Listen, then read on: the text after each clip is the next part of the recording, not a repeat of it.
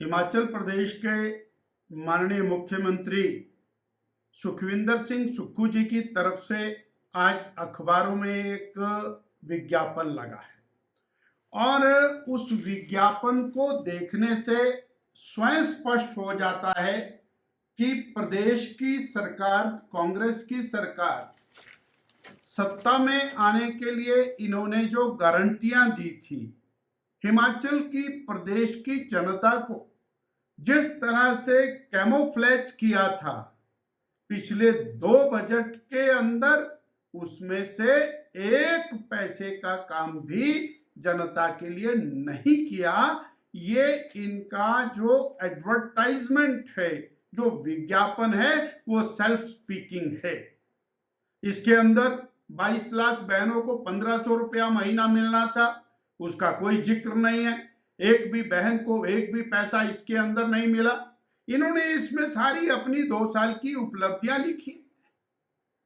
इन्होंने कहा था कि हम 100 रुपए लीटर दूध लेंगे, उसका कोई जिक्र नहीं है। इन्होंने गारंटी दी थी कि हम 300 यूनिट बिजली पहली कैबिनेट के अंदर फ्री कर देंगे, उसका इसके अंदर कोई जिक्र नहीं। आपने कहा था 1 लाख बेरोजगार युवकों को पहली कैबिनेट के अंदर हम सरकारी नौकरी देंगे, उसका कोई जिक्र नहीं है। आपने कहा था हम 5 लाख बेरोजगारों को रोजगार देंगे, उसका कोई इसके अंदर जिक्र नहीं है। आपने और 2 रुपए किलो गोबर किसान से खरीदने की बात की थी। आपने महिलाओं को विभिन्न प्रकार के और वायदे किए थे, इसके अंदर किसी भी प्रकार का कोई जिक्र नहीं है। अर्थात प्रदेश की कांग्रेस सरकार ने स्वीकार कर लिया है कि उन्होंने जो गारंटियां दी थी, जिन मुद्दों को लेकर के वो और चुनाव मैदान में आए थे, जिसके आधार के ऊपर उनको हिमाचल की जनता ने सत्ता में बिठाया था, उन सभी मुद्दों को छोड़ करके एक बार फिर और कांग्रेस पार्टी और प्रदेश की सरकार जनता को दिग्भ्रमित करने के लिए नए नए मुद्दे लेकर के आ गई है।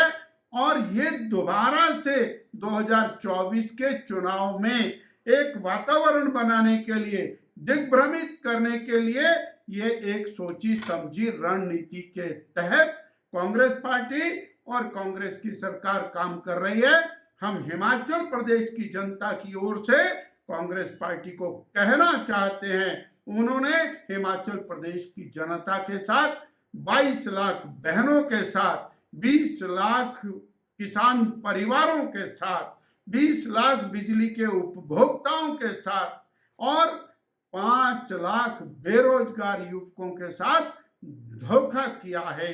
ना तो बजट के अंदर कोई प्रावधान इसके अंदर रखा है और ना ही जो वायदे आपने और आउटसोर्स के कर्मचारियों के साथ किए थे, जो हमारे और छोटे कर्मचारी हैं उनके साथ किए थे, उनको भी कोई वायदा आपने पूरा नहीं किया। ना ही उस वायदे की दिशा में बढ़ते हुए आपके कदम दिखाई देते हैं, ये निंदनीय है।